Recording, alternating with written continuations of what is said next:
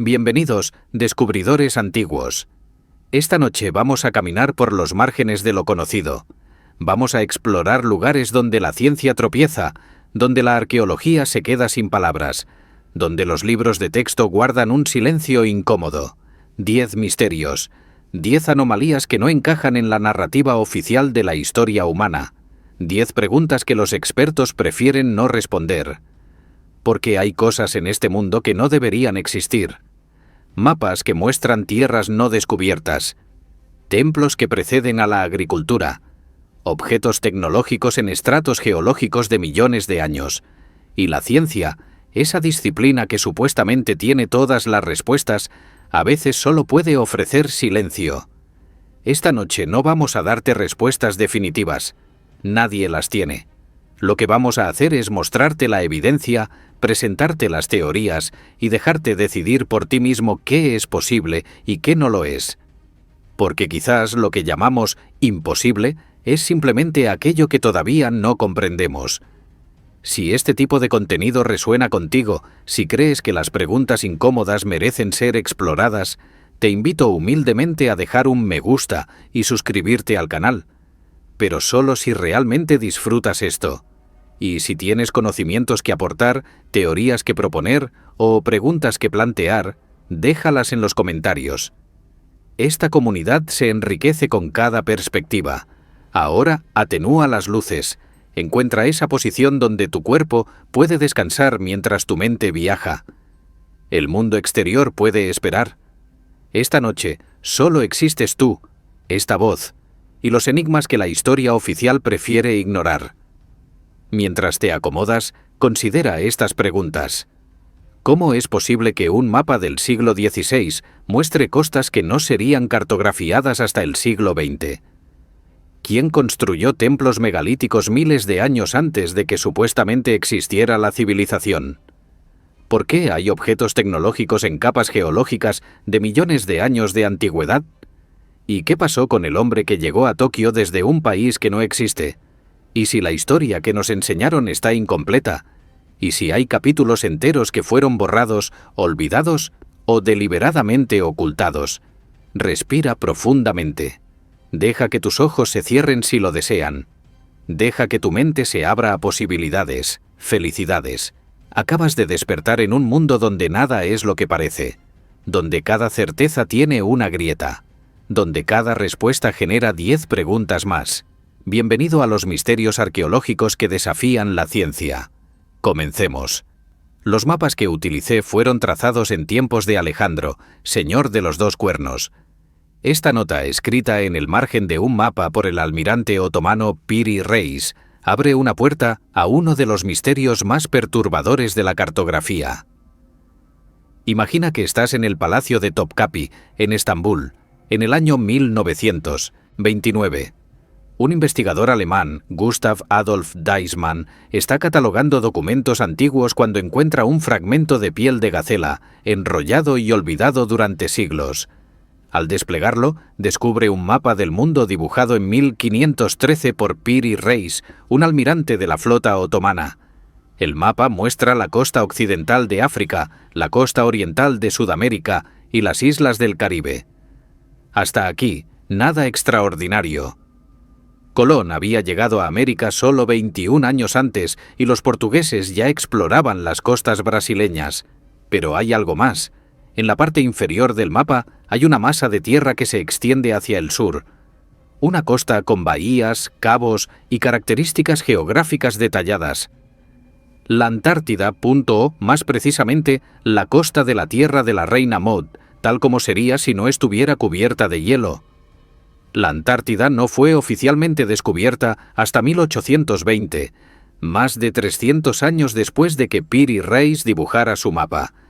Y la topografía bajo el hielo no fue mapeada hasta los estudios sísmicos de 1949. ¿Cómo pudo Piri Reis conocer estas costas? El propio almirante proporciona una pista en sus notas marginales. Afirma haber compilado su mapa a partir de aproximadamente 20 fuentes más antiguas, incluyendo mapas de la era de Alejandro Magno, del siglo IV a.C. Charles Hapgood profesor de Historia de la Ciencia en el Keene State College de New Hampshire, estudió el mapa de Peary Race en la década de 1960. Su conclusión fue extraordinaria. El mapa mostraba evidencia de conocimientos cartográficos que precedían a todas las civilizaciones conocidas. Hapgood propuso que existió una civilización marítima avanzada antes del final de la última glaciación, hace más de 12.000 años. Esta civilización habría mapeado el mundo, incluyendo la Antártida, cuando aún no estaba cubierta de hielo. Sus mapas habrían sobrevivido, copiados una y otra vez a través de los milenios, hasta llegar a manos de cartógrafos medievales y renacentistas. La crítica académica es severa. Los escépticos señalan que la Antártida del mapa podría ser simplemente una extensión imaginaria de Sudamérica, común en los mapas de la época. Que las similitudes con la costa real son coincidencias, que Hapgood veía patrones donde no los había. Y estas críticas tienen mérito, pero hay otros mapas que complican el panorama. El mapa de Oronteus Phineus de 1531 muestra la Antártida con ríos, montañas y una costa libre de hielo. El mapa de Philip Boache de 1739 muestra la Antártida dividida en dos masas de tierra, algo que no se confirmó hasta los estudios sísmicos del siglo XX. El mapa de Haji Ahmed de 1559 muestra un puente de tierra entre Alaska y Siberia, Beringia, que existió durante la última glaciación, pero ha estado sumergido durante más de 10.000 años. ¿Coincidencias? ¿Imaginación cartográfica? ¿O fragmentos de un conocimiento antiguo que sobrevivió en copias de copias de copias? El mapa de Peary Race está ahora en el Museo del Palacio de Topkapi. Puedes verlo si visitas Estambul. Es un fragmento de piel de gacela, descolorido por los siglos, cubierto de líneas y notas en turco otomano. Y en algún lugar de esas líneas, quizás, está la evidencia de que alguien mapeó el mundo antes de que la historia comenzara. El sol se eleva sobre las colinas del sureste de Turquía, y bajo la tierra, un secreto de 12.000 años espera ser revelado. Göbekli Tepe, el nombre significa colina con barriga en turco, una referencia a la forma redondeada del montículo que los pastores locales conocían desde siempre. Durante generaciones, evitaron arar allí porque las piedras dañaban sus herramientas. En 1994, el arqueólogo alemán Klaus Schmidt visitó el sitio después de leer un informe de los años 60 que lo describía como un cementerio medieval. Cuando vio las piedras que sobresalían del suelo, supo inmediatamente que estaba ante algo mucho más antiguo.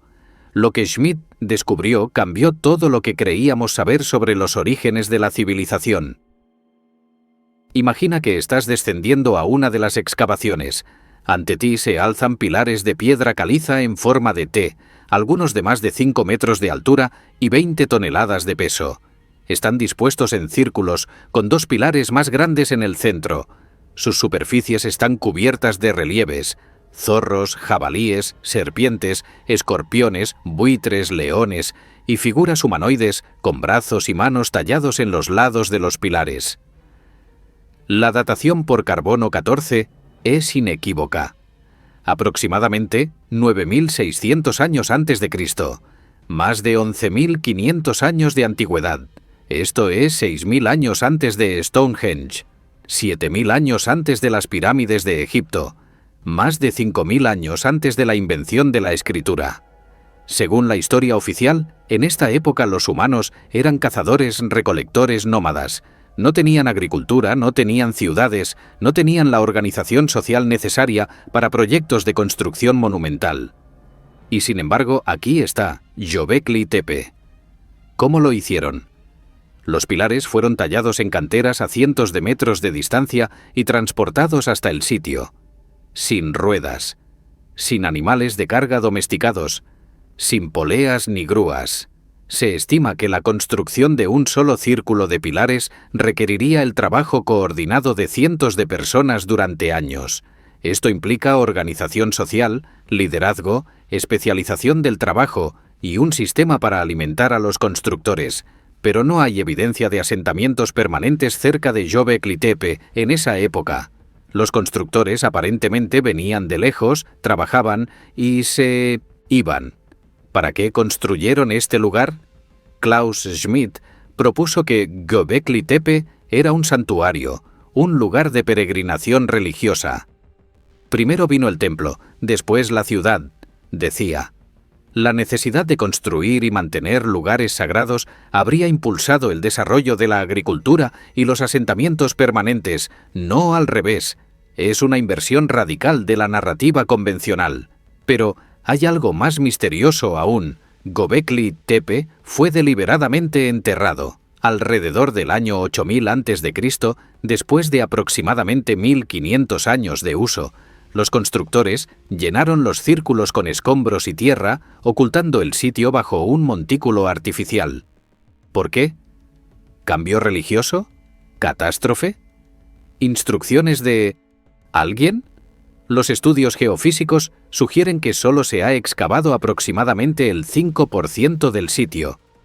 Hay al menos 20 círculos más esperando bajo la tierra. ¿Qué más encontraremos?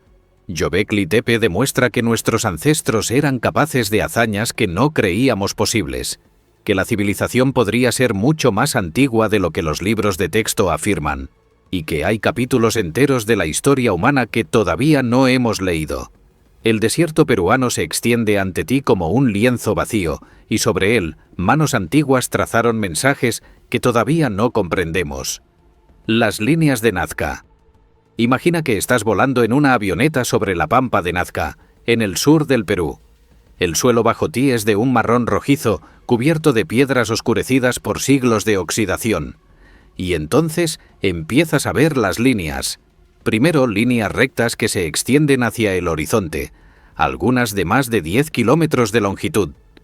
Después, formas geométricas, trapecios, triángulos, espirales, y finalmente las figuras, un colibrí de 93 metros de largo, un mono de 110 metros con una cola en espiral, una araña de 46 metros, un cóndor de 135 metros con las alas extendidas, y docenas más, un perro, un pelícano, una ballena, un astronauta, o al menos eso parece, manos, árboles, flores.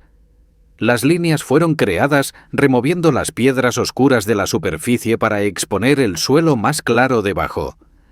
Es una técnica simple, pero la escala es extraordinaria, y la precisión es notable.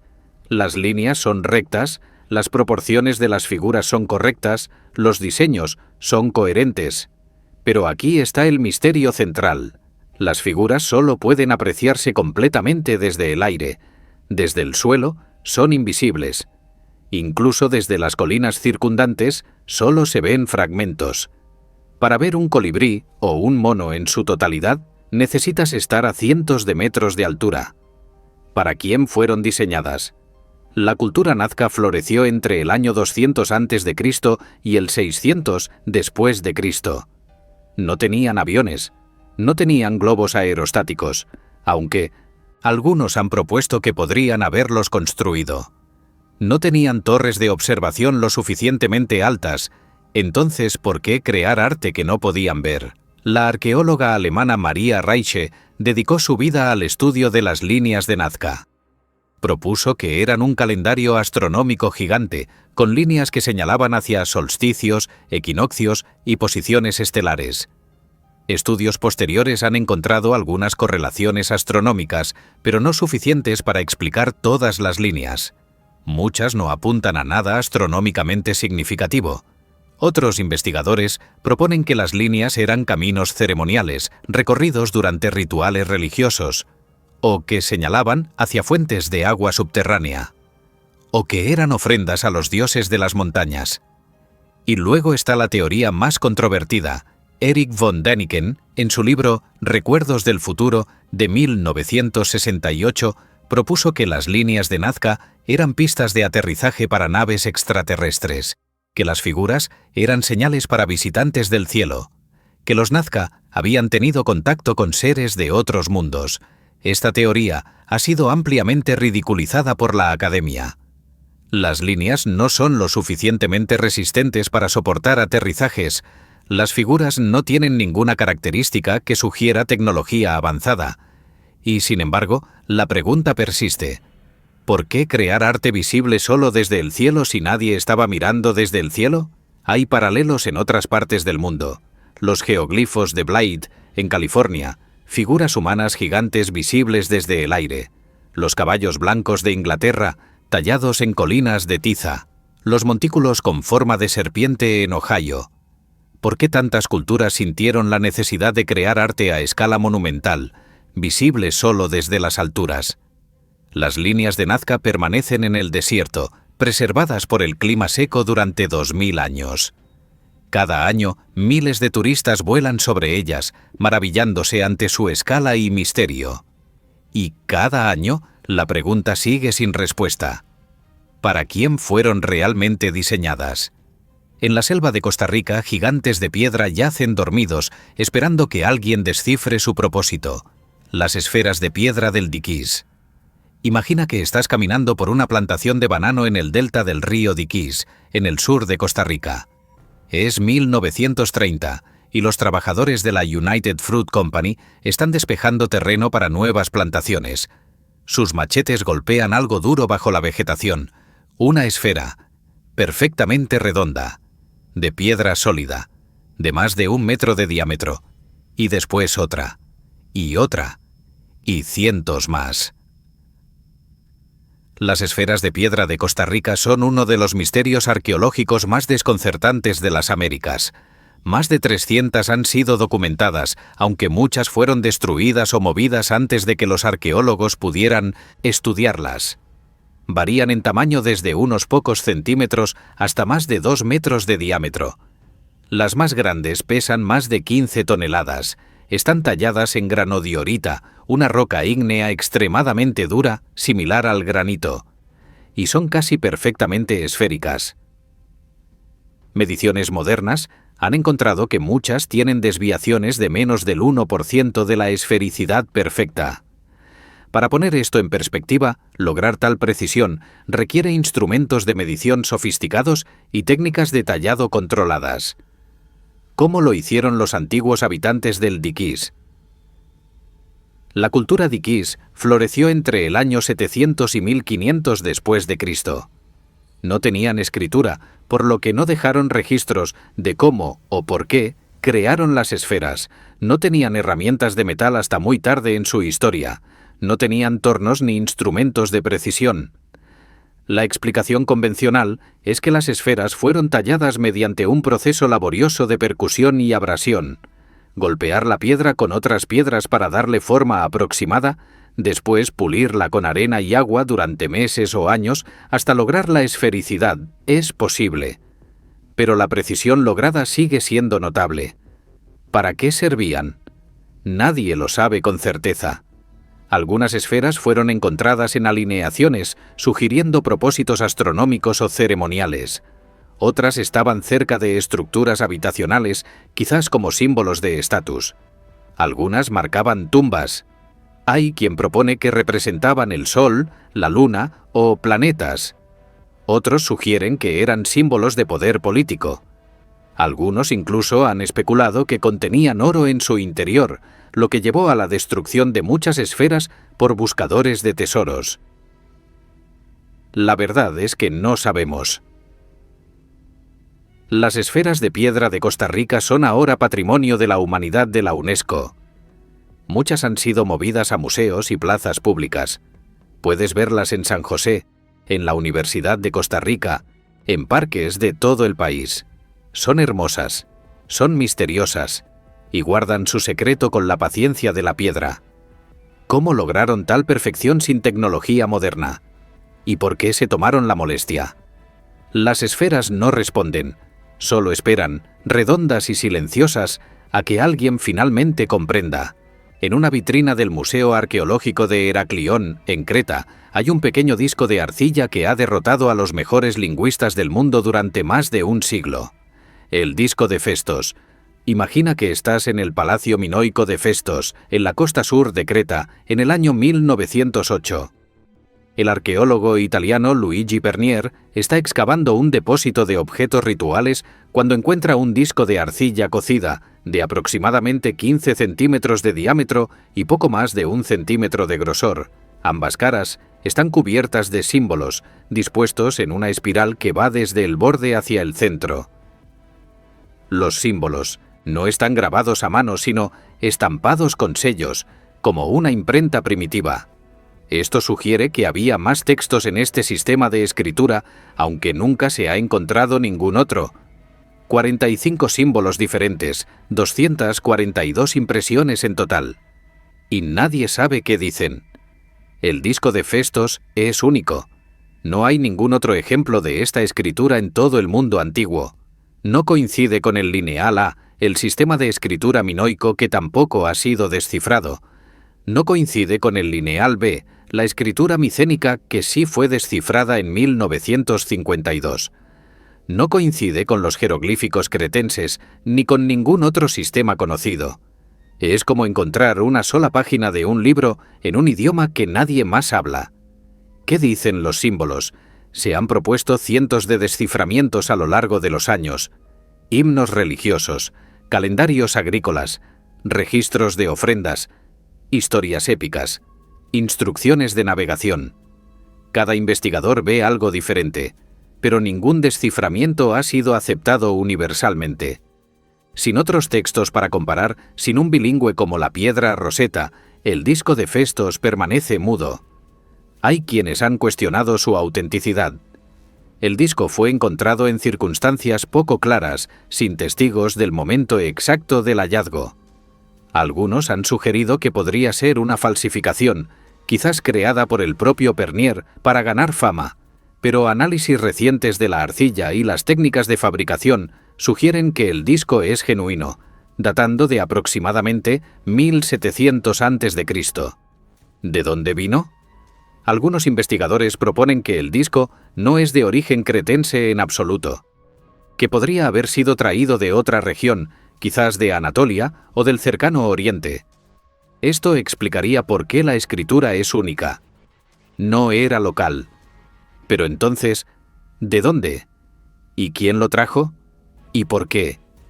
El disco de Festos es un recordatorio humillante de los límites de nuestro conocimiento. Tenemos un mensaje del pasado, claramente importante para quien lo creó, y no podemos leerlo. ¿Qué secretos guarda? ¿Una oración? ¿Una ley? ¿Una historia?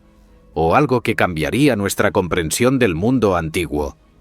El disco espera en su vitrina, sus símbolos en espiral girando hacia un centro que no podemos alcanzar. El sol del desierto golpea la piedra caliza, y las sombras de las pirámides se extienden sobre la arena como han hecho durante 4500 años. Las pirámides de Giza no hay estructuras en la Tierra más icónicas, más estudiadas, más debatidas, y sin embargo, después de siglos de investigación, todavía guardan secretos que no comprendemos. Imagina que estás de pie ante la Gran Pirámide, la pirámide de Keops. Se eleva 138 metros sobre ti, aunque originalmente medía 146 antes de perder su revestimiento de piedra caliza blanca. Contiene aproximadamente 2.300.000 bloques de piedra con un peso promedio de 2,5 toneladas cada uno. Algunos bloques de granito en la Cámara del Rey pesan más de 80 toneladas. La narrativa oficial es clara. La Gran Pirámide fue construida como tumba para el faraón Keops, alrededor del año 2560 a.C., por una fuerza laboral de trabajadores egipcios durante aproximadamente 20 años, pero hay aspectos de la pirámide que esta narrativa no explica satisfactoriamente. La precisión. La base de la Gran Pirámide es casi perfectamente cuadrada, con una diferencia de solo 58 milímetros entre el lado más largo y el más corto. Está alineada con los puntos cardinales con una precisión de 3 minutos de arco, más precisa que el observatorio de Greenwich. ¿Cómo lograron tal exactitud sin instrumentos modernos? Las matemáticas.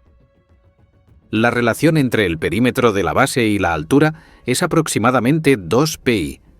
La proporción áurea aparece en múltiples aspectos del diseño. ¿Coincidencia? ¿O conocimiento matemático que no atribuimos a los antiguos egipcios? La logística. Si la pirámide fue construida en 20 años, los trabajadores habrían tenido que colocar un bloque cada 2 minutos, las 24 horas del día, los 365 días del año. ¿Es esto físicamente posible con tecnología de la Edad del Bronce? La ausencia de momias.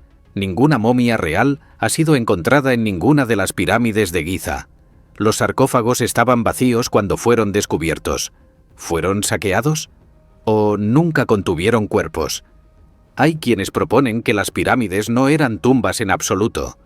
Algunos investigadores sugieren que eran generadores de energía, aprovechando propiedades piezoeléctricas del granito y el cuarzo. Otros proponen que eran instrumentos astronómicos, observatorios para rastrear estrellas y predecir eventos celestiales. Algunos incluso sugieren que eran máquinas de propósito desconocido, construidas según planos heredados de una civilización anterior. Christopher Dunn, ingeniero y autor de La planta de energía de Giza, propone que la Gran Pirámide era un generador de microondas, usando reacciones químicas en la Cámara de la Reina y resonancia acústica en la Gran Galería para producir energía. Es una teoría controvertida, rechazada por la mayoría de los egiptólogos, pero la pregunta permanece: ¿por qué construir estructuras tan masivas, tan precisas, tan extraordinarias, solo para enterrar cadáveres? Las pirámides de Giza han sobrevivido 4.500 años. Han visto el ascenso y caída de imperios. Han sido saqueadas, estudiadas, escaladas y fotografiadas billones de veces. Y todavía no sabemos todo lo que guardan. Escaneos recientes han revelado cavidades ocultas dentro de la Gran Pirámide, espacios que nunca han sido explorados. ¿Qué hay dentro? Quizás pronto lo sabremos. O quizás las pirámides guardarán sus secretos un poco más. En un almacén del Museo Nacional de Irak hay objetos que no deberían existir según la cronología oficial de la tecnología humana. Las baterías de Bagdad. Imagina que estás en Kuyut Rabu, cerca de Bagdad, en 1936. Excavaciones arqueológicas han descubierto una tumba del período Parto, datada entre 250 a.C. y 224 después de Cristo. Entre los objetos funerarios hay algo inusual: una vasija de arcilla de aproximadamente 14 centímetros de altura. Dentro, un cilindro de cobre de unos 10 centímetros. Dentro del cilindro, una barra de hierro sostenida en su lugar por un tapón de asfalto. Wilhelm König, el arqueólogo alemán que examinó los objetos, notó algo extraordinario. La configuración era idéntica a la de una celda galvánica, una batería primitiva.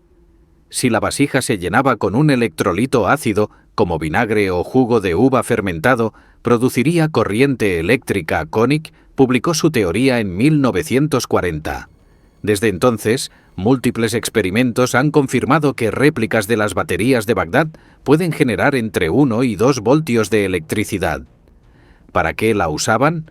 La teoría más aceptada es la galvanoplastia. Usar electricidad para depositar una capa fina de metal sobre objetos. Esto explicaría cómo los antiguos lograban dorar objetos con capas de oro extraordinariamente finas y uniformes.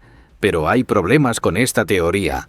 No se han encontrado objetos galvanizados del período Parto. No hay registros escritos de la técnica.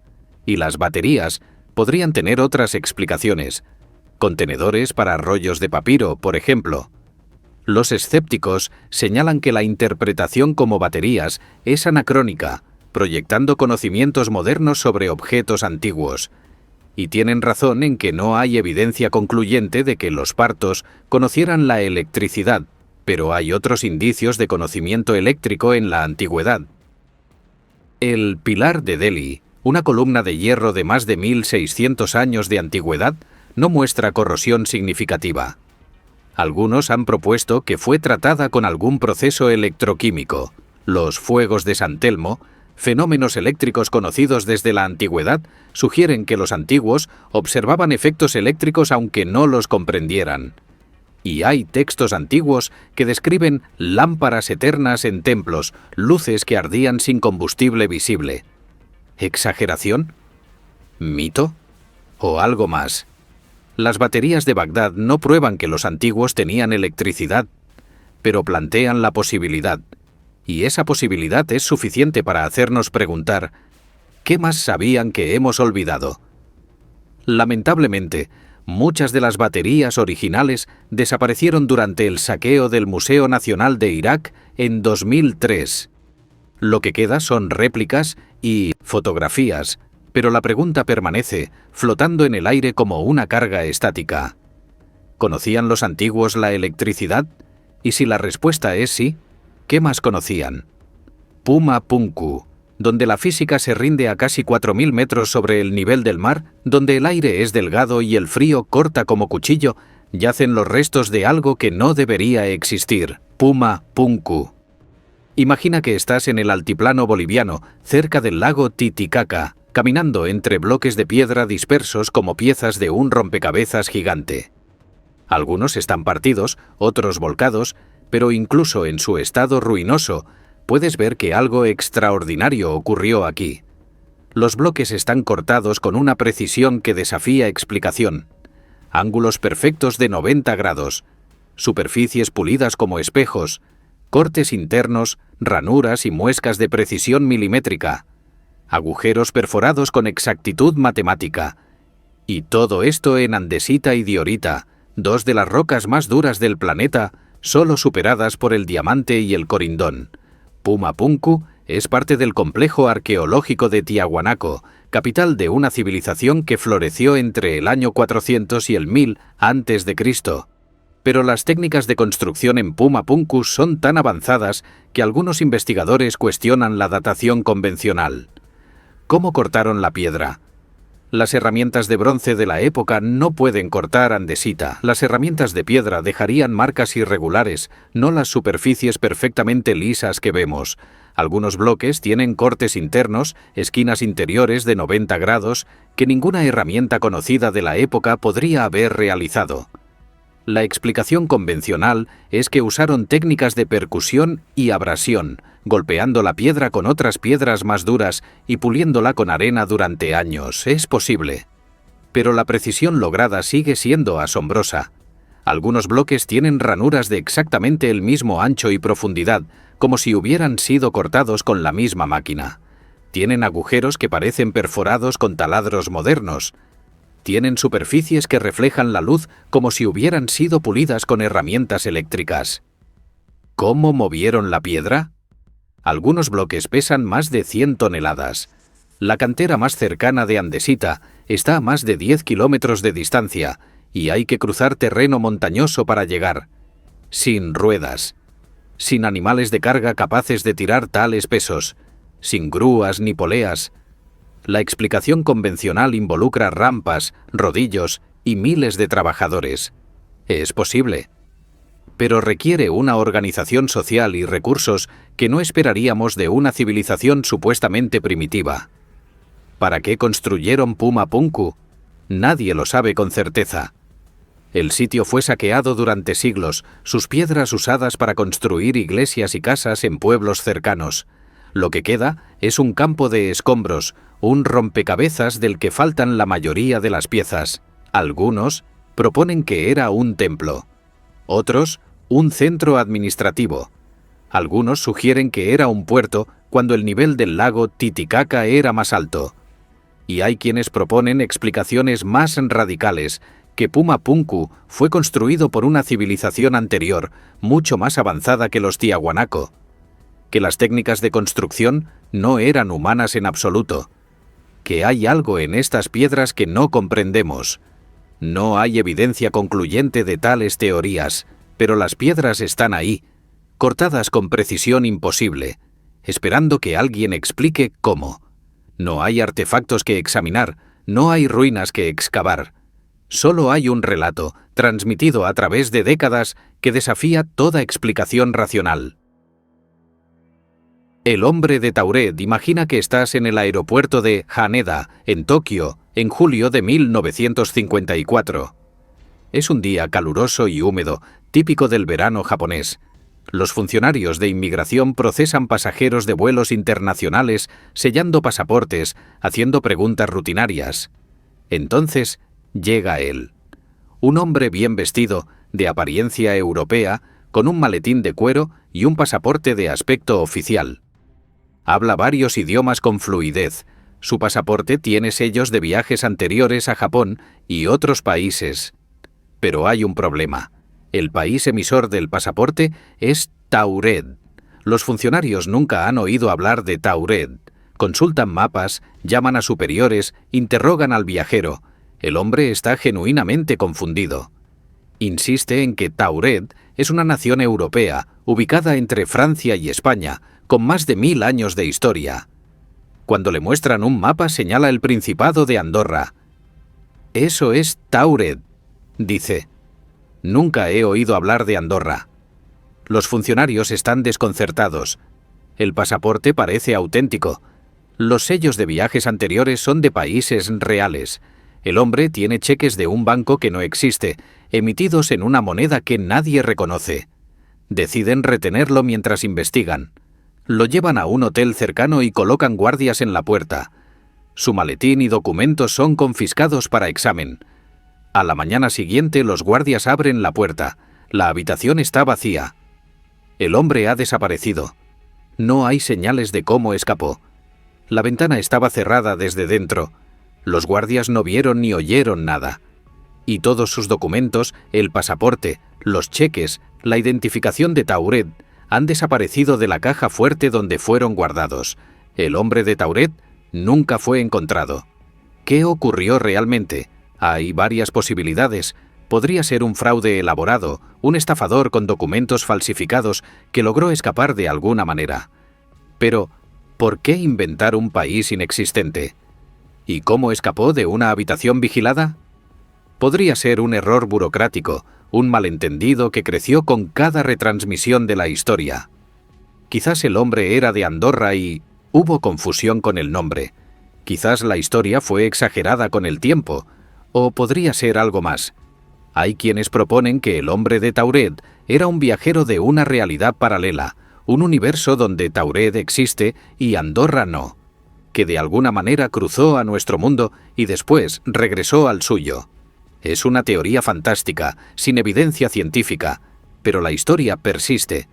Y la pregunta permanece: ¿quién era el hombre de Tauret? ¿De dónde vino realmente? ¿Y a dónde fue?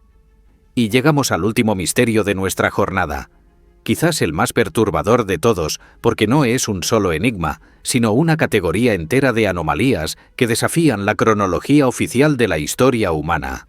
OPARTS, Out of Place Artifacts, objetos fuera de lugar. Imagina que eres un geólogo del siglo XIX, rompiendo rocas en una cantera de Texas.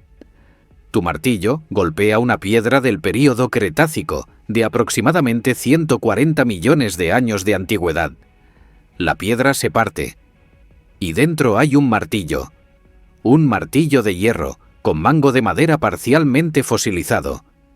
Esto es el martillo de Londres, encontrado en 1936 cerca de London, Texas. Está ahora en el Museo de Evidencias de la Creación, donde lo presentan como prueba de que la cronología geológica es errónea. Los escépticos señalan que el martillo probablemente cayó en una grieta de la roca y fue cubierto por sedimentos que se endurecieron a su alrededor, un proceso que puede ocurrir en décadas, no millones de años. Y probablemente tienen razón, pero hay otros parts que son más difíciles de explicar. El mecanismo de Anticitera. Descubierto en 1901 en un naufragio griego del siglo I a.C., es una computadora analógica de una complejidad que no se volvería a ver hasta los relojes astronómicos del Renacimiento, más de 1400 años después. Imagina que estás en el Museo Arqueológico Nacional de Atenas, observando un fragmento de bronce corroído del tamaño de una caja de zapatos. A simple vista parece un trozo de metal informe destruido por 2000 años bajo el mar Egeo, pero las radiografías revelan algo extraordinario. Dentro hay al menos 30 engranajes de bronce finamente tallados, interconectados en un sistema de precisión asombrosa. El mecanismo podía predecir las posiciones del Sol, la Luna y probablemente los 5 planetas conocidos en la antigüedad. Podía calcular eclipses. Podía sincronizar calendarios. Era en esencia una computadora astronómica portátil. ¿Cómo lo construyeron los griegos del siglo I a.C.? La explicación convencional es que representa la culminación de una tradición de ingeniería de precisión que simplemente no sobrevivió, que los griegos eran más avanzados de lo que creíamos, que el conocimiento se perdió con la caída del mundo antiguo, y esta explicación es razonable, pero plantea preguntas incómodas. ¿Qué más sabían que hemos perdido? ¿Cuántos otros mecanismos existieron que no sobrevivieron? ¿Y por qué no hay ninguna mención de tales dispositivos en los textos antiguos que sí sobrevivieron? El mecanismo de Anticitera es un OOPART aceptado por la ciencia. Nadie cuestiona su autenticidad, pero su existencia demuestra que nuestras suposiciones sobre las capacidades tecnológicas del pasado pueden estar profundamente equivocadas. Y hay otros objetos más controvertidos, las esferas de Klerksdorp, en minas de Sudáfrica, en estratos de roca de aproximadamente 2.800 millones de años de antigüedad, se han encontrado pequeñas esferas metálicas con ranuras ecuatoriales perfectas. Algunas tienen superficies pulidas, algunas muestran proporciones matemáticas precisas. La explicación geológica es que son concreciones naturales, formadas por procesos minerales durante eones, y probablemente es correcta, pero su apariencia es inquietantemente artificial. El mapa de Dashka, en 1999, en los montes Urales de Rusia, se descubrió una losa de piedra de aproximadamente 1 tonelada de peso, cubierta de lo que parece ser un mapa topográfico en relieve. Muestra ríos, montañas y lo que algunos interpretan como canales artificiales y presas. La datación es controvertida. Algunos afirman que tiene 120 millones de años. Otros cuestionan toda la historia como un engaño o malinterpretación.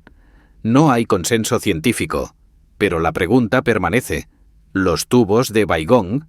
En una cueva en la provincia de Qinghai, China, hay tubos metálicos incrustados en la roca. Algunos penetran la montaña.